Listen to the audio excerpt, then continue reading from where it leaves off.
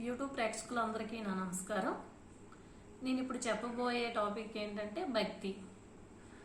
భక్తి అంటే ఏమిటి, భక్తులు ఎన్ని రకాలు? భక్తి అంటే ఇప్పుడు అందరూ ఒక అపోహ ఏంటంటే భక్తి అనగా మార్నింగ్ లేచి స్నానం చేసి దేవుడి దగ్గర దీపం పెట్టడం మాత్రమే భక్తి అనుకుంటున్నారు. అది భక్తిలో ఒక మార్గం మాత్రమే. భక్తి అంటే అది ఒక్కటి చేసినంత మాత్రాన సరిపోదు. భక్తి అనగా భగవంతుడు చెప్పినట్లు మనం నడుచుకోవడం. అసలు భగవంతుడు ఏం చెప్పాడు? మనలో ఉన్న కామ క్రోధ మద మోహ మాత్సర్యాల్ని తగ్గించుకోమన్నాడు. ఆత్మస్తుతి పరనింద వదలమన్నాడు. ఆత్మస్తుతి అంటే మనల్ని మనం పొగుడుకోవడం. పరనింద అంటే నేను చేసిందే గొప్ప, పక్కవాడు చేసింది తప్పు, అది పరనింద. ఆత్మస్తుతి పరనింద ఉండకూడదు. పక్క వాళ్ళని ఎప్పుడు ద్వేషించకూడదు. అది భగవంతుడు చెప్పిన అది భక్తి మార్గం. అంటే దాన ధర్మాలు చేయమన్నాడు. మనం ఇవన్నీ వదిలేసి ఏదో ఆడంబరం కోసం భజనలు చేయడం, అవన్నీ భక్తిలో. అంటే అవన్నీ చేయొద్దు అని నేను అనట్లేదు, అవి చేయాలి. వాటితో పాటు భగవంతుడు ఏం చెప్పాడు? ధర్మంగా నడవమన్నాడు. నువ్వు ధర్మంని అనుసరించకుండా ఏదో అని బయట ఏదో మర్డర్ చేసి వచ్చేసి ఏదో దేవుడి ఎదురుగా దీపం పెట్టినంత మాత్రాన నువ్వు భక్తుడు అనిపించుకోవు. భక్తి అంటే భగవంతుడు చెప్పినట్టు నడవడం. ఇంకా మనం ఇప్పుడు ఏంటంటే మన జీవితం అంతా బిజీగా అయిపోయింది. మనకి ఇంకా ఈ బిజీ లైఫ్లో కొంతమందికి భగవంతుడు మొక్కడానికి కూడా టైం దొరకట్లేదు. చాలామంది చాలా బిజీగా ఉన్నారు. కాబట్టి అందరికి డౌట్ రావచ్చు. ఇంక ఇంట్లో ఉన్న ఖాళీగా ఉన్న అమ్మలక్కలంటే మరి ఈ నోములని వ్రతాలని పూజలని చేస్తూ ఉంటారు. ఇప్పుడు జనరేషన్ మారింది. ఉమెన్స్ వర్కింగ్ ఎక్కువ వర్క్ చేస్తున్నారు. ఇప్పుడు వాళ్ళకి ఏంటంటే భగవంతుడి ద్వీపం అవన్నీ పెడతాము, కానీ అంత కాన్సన్ట్రేషన్ భగవంతుడిపై చేయడానికి మనకి బోల్డ్ అని బాధ్యతలు ఉంటాయి. దానివల్ల మనం భగవంతుడిపై కాన్సన్ట్రేషన్ చేసే టైం తగ్గింది. అసలు మనకి భక్తుడు అంటే ఏంటి? నిజంగా మనం భక్తులమేనా?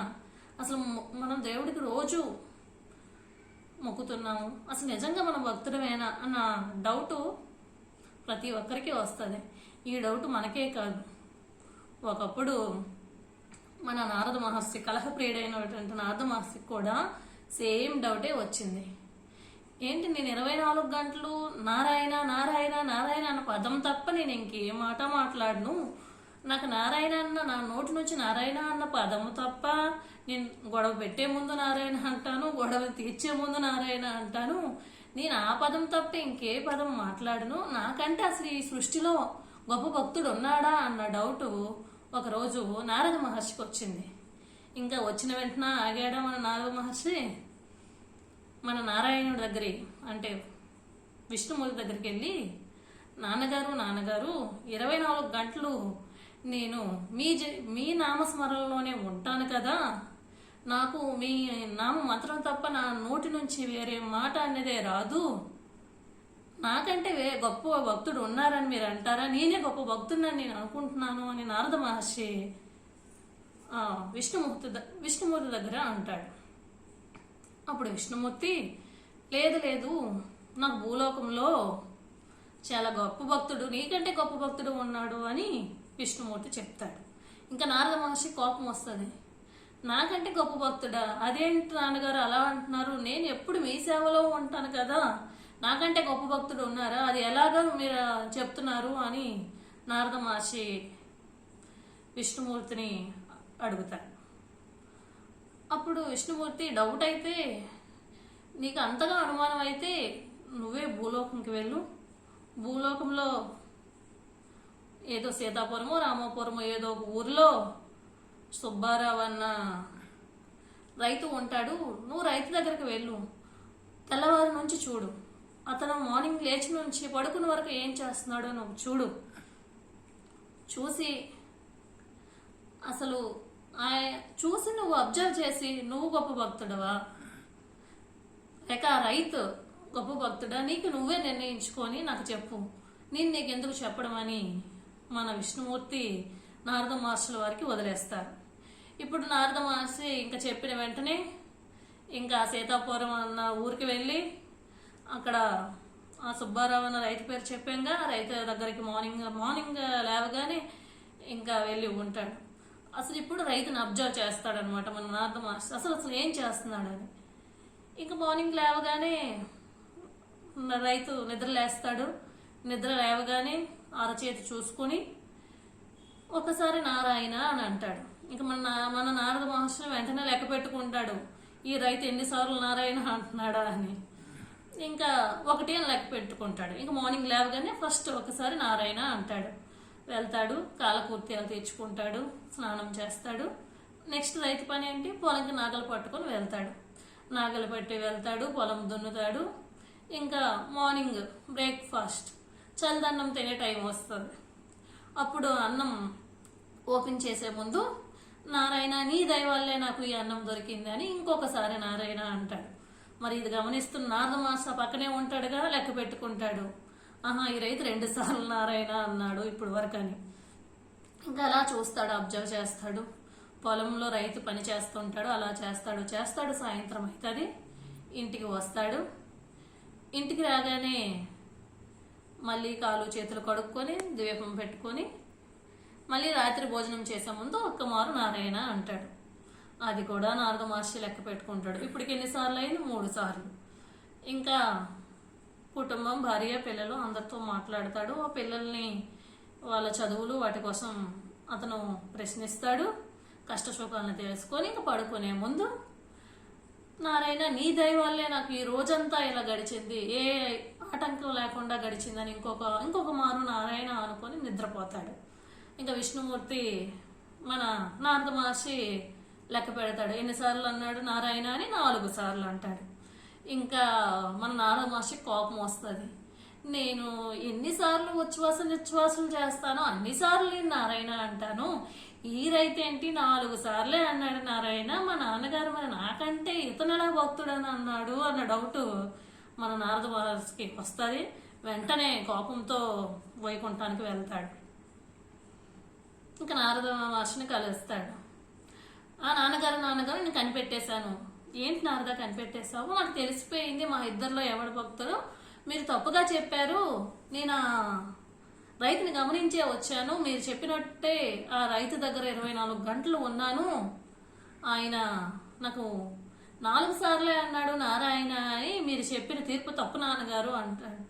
అయితే తీర్పు నేను ఒక 5 నిమిషాల తర్వాత చెప్తానులే కానీ నారద, నాకు దాహం వేస్తుంది, నువ్వు కొంచెం ఆ దగ్గర ఉన్న పొలంలోకి వెళ్ళి నీళ్ళతే నేను ఒక కొండ ఇస్తాను అనేసి ఒక కొండ ఈ విష్ణుమూర్తి నారద మాస్టర్ వారికి ఇస్తారు.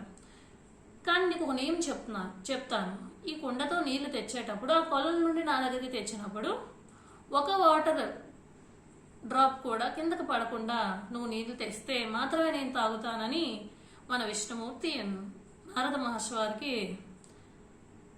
చెప్తారు. ఓహో సరే నాన్నగారు తెస్తాను అనుకుని నారద మహర్షి కొలనికి వెళ్తారు. కొలల నుంచి నీరుని జాగ్రత్తగా, అతి జాగ్రత్తగా, అసలు చెప్పారుగా మన నియమం విష్ణుమూర్తి, ఇంకా అతి జాగ్రత్తగా నీరు అసలు కొంచెం కూడా బయటికి తొలగకుండా అక్కడ నుంచి అలాగా జాగ్రత్తగా మోసుకొని వచ్చి నారాయణను ముందు పెడతారు. నారాయణ నీళ్లు తాగేస్తారు. తాగేశాక నాన్నగారు మరి ఇప్పుడు మీకు తీర్పు చెప్తాను గల నీళ్లు తాగేశారు కదా, నాకు తీర్పు చెప్పండి అని అంటాడు మన నారద మహర్షి. సరే చెప్తానులే కానీ నేను నీకు ఒక క్వశ్చన్ అడుగుతాను చెప్పిన ఆయన అని అంటాడు. చెప్పండి నాన్నగారు అంటాడు మన నారద మహర్షి. నువ్వు కొలం నుండి నా దగ్గరికి కుండతో నీళ్లు తెచ్చినప్పుడు ఈ మధ్య టైంలో ఎన్నిసార్లు నారాయణ అని అన్నావు అని అడుగుతాడు. ఇంకేముంది మన నారద మహర్షి, నాన్నగారు మీరే కదా చెప్పారు కుండ నుంచి నీళ్లు జాగ్రత్తగా అసలు బయటికి తొలగకుండా తెమ్మని, మరి అలా చెప్పినప్పుడు నా కాన్సన్ట్రేషన్ అంతా నా కుండ మీద ఉంది, ఆ నీళ్ళంతా బయటికి పడకుండా జాగ్రత్తగా తేవాలనే ఉద్దేశంతో నేను ఆ కుండను చూసుకుంటా వచ్చాను, అందుకు నారాయణ మంత్రాన్ని జపించలేదు అని మన నారద మహర్షి అంటాడు. అప్పుడు విష్ణుమూర్తి, నీళ్ళ కోసమే నువ్వు నారాయణను మర్చిపోయావు కదా నారద, మరి అలాంటప్పుడు ఆ రైతు పండిస్తే తప్ప ఆ భూలోకంలో మనుషులకు తిండి ఉండదు, ఆ రైతుకి మన రైతు ఒక్కడే ఉంటాడా, భార్య ఉంటుంది, బంధువులు ఉంటారు, పిల్లలు ఉంటారు, తనతో పాటు తన బాధ్యతతో పాటు తను భార్యను చూసుకోవాలి, పిల్లల చదువుల కోసం చూసుకోవాలి, ఆర్థిక వ్యవహారాలు ఉంటాయి, అవన్నీ ఉంటాయి. ఇవన్నీ సమకూర్చుకుంటూ తను రోజు కనీసం 4 సార్లైనా నన్ను నారాయణ అని పిలుస్తున్నాడు కదా, అందుకే నీకంటే నాకు ఆ భూలోకంలో ఉన్న ఆ రైతే గొప్ప భక్తుడు అని మన విష్ణుమూర్తి చెప్పాడు అని మన విష్ణుమూర్తి నారద వాళ్ళకి చెప్తే నారద మహర్షికి ఆ విషయం అర్థమవుతుంది. అందుకు డ్యూటీ ఈజ్ ద గాడ్. మనం మన కర్తవ్యాన్ని సరిగ్గా నిర్వర్తించినప్పుడు అదే మనకి భగవంతుడు. ఇప్పుడు భక్తులు ఎన్ని రకాలు ఉంటారో అన్న విషయాన్ని నేను మీకు చెప్తాను. మీకు కొంచెం చిన్నగా చెప్పేస్తాను. భక్తులు 3 రకాలు. 1 పాషాణ భక్తులు, 2 కౌపీత భక్తులు, 3 కళాఖండ భక్తులు.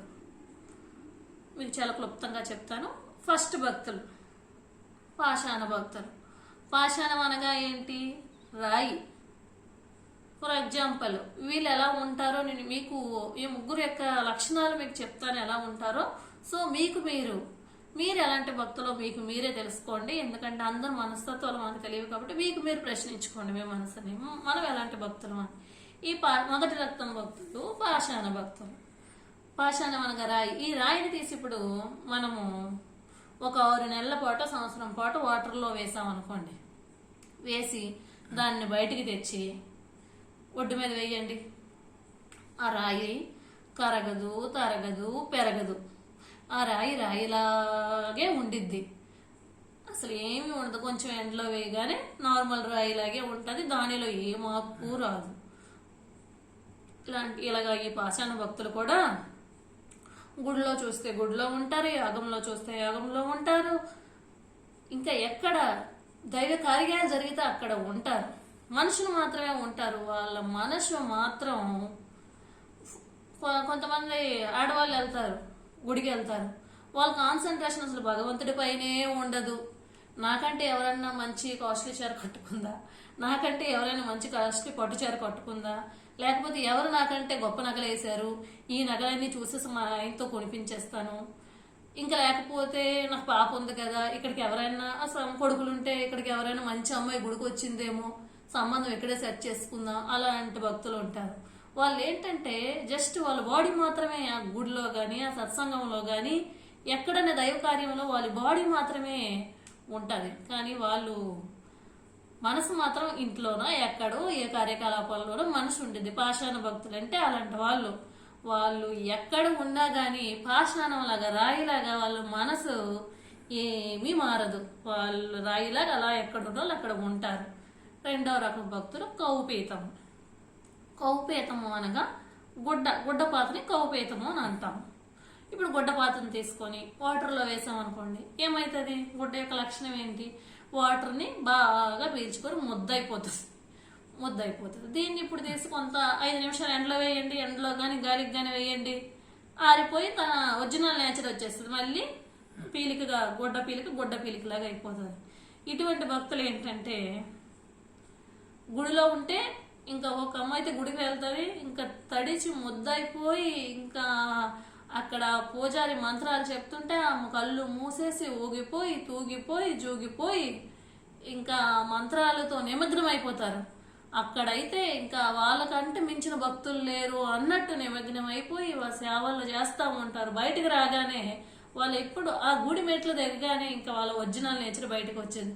మళ్ళీ నాకంటే గొప్పదా ఎవరు లేదు, నేనే అన్ని చేశాను, నేనే బోల్డ్ అంతా సంపాదించాను, నాకంటే అసలు గొప్పలు సృష్టిగా లేరు అని మాట్లాడుతూ ఉంటారు. అంటే గుడిలో ఉన్నంతసేపే అక్కడ ప్రవచనం చెప్పే వ్యక్తి కానీ అక్కడ వంతలు కానీ చెప్పినవి చెవికి ఎక్కించుకుంటారు, అక్కడ మంచిగానే ఉంటారు.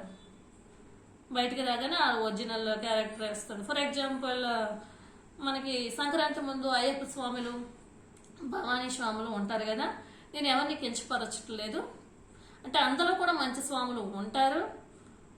అంటే 3 నెలల సంథింగ్ 40 days నియమం ఉంటుంది. 40 days నియమం అప్పుడు మనం జాగ్రత్తగా ఏదో అయ్యప్ప స్వామి నియమాలు ఉంటాయి. మార్నింగ్ లేవడం, ఒత్తి నేల మీద పడుకోవడం, అన్ని ప్రతి ఒక్క మనిషిలో కూడా స్వామిని చూసుకోవడం. అందుకు మనం ప్రతి ఒక్క మనిషిని స్వామి అని పిలుస్తారు.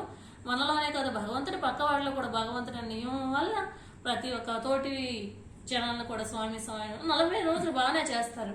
మళ్ళీ వాళ్ళు ఆ మాల తీయగానే ఇంకా బయటకు రాగానే మళ్ళీ సేమ్ పాలిటిక్స్, సేమ్ నా ఇంత గొప్పవాడు లేడు, నాకంటే అసలు భక్తుడే లేడు, నేనే గొప్పవాడిని అన్న రకంగా ఉంటారు. అందుకు మా నాన్నగారు చెప్తా ఉంటారు, భక్తి అంటే గుడ్డలు మార్చడం కాదు, గుణాలు మార్చాలి. గుడ్డలు మార్చితే మనకేమి జరగదు. గుణాలు, మనలో ఉన్న క్యారెక్టర్స్, నువ్వేమన్నా చేసావు అంటే నీ గుణాన్ని, పుట్టుకతో ఎవడు మంచివాడు ఉండడు, మనల్ని మనం మలుచుకోవాలి. దానికి ఇవన్నీ భగవంతుని పూజించడం, మాలన వేయడం ఇవన్నీ అవసరం. ఇవన్నీ మన భగవంతుడిని తెలుసుకోవడం ప్రయత్నిస్తేనే మన బిహేవియర్ అనేది మారింది. వీళ్ళు కౌపేత భక్తులు.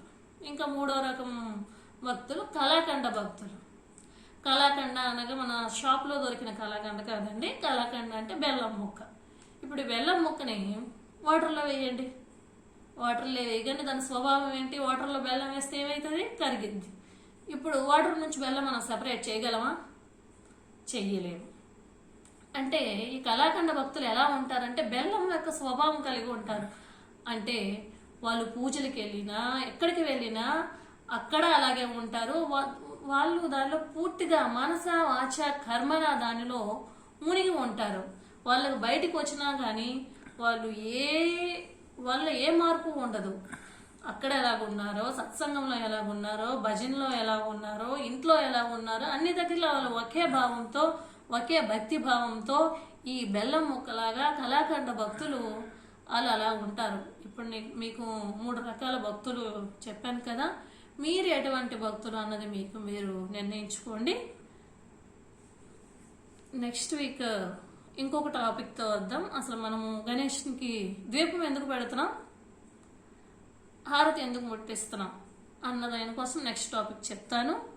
మీకు ఇంకా ఎక్కువ అప్డేట్స్ నా ఛానల్ నుంచి కావాలంటే please subscribe and click on bell icon. Thank you.